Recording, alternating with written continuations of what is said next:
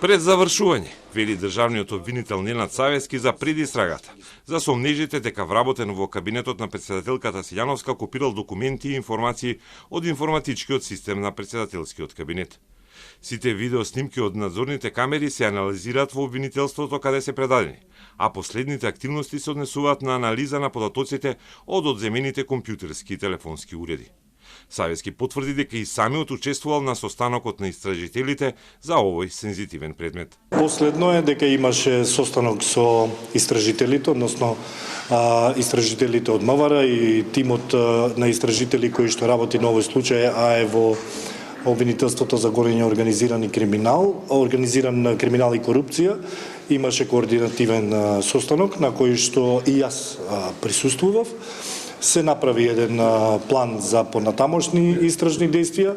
Според она, колку што имав увид да се запознам и од надлежниот јавен обвинител и од истражителите, во завршна фаза се истражните действија. Обвинителот Савески на брифинг со новинарите минатата недела го нарече предметот аферата шпион, а бил пријавен на крајот на декември лани.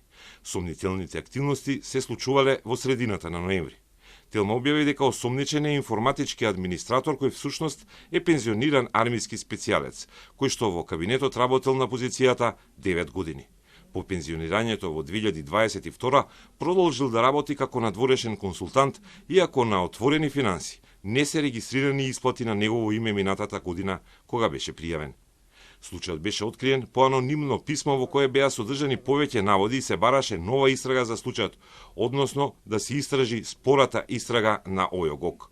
Според првичните сознанија објавени во кодна телма, скандалот избувнал со анонимното писмо испратено поради меѓусебни пријави и нетрпеливост на двајца функционери во кабинетот, пошто за случајот се интересирали и представници на НАТО и на државите членки на Алијансата со кои Македонија разменува класифицирани и доверливи информации и документи.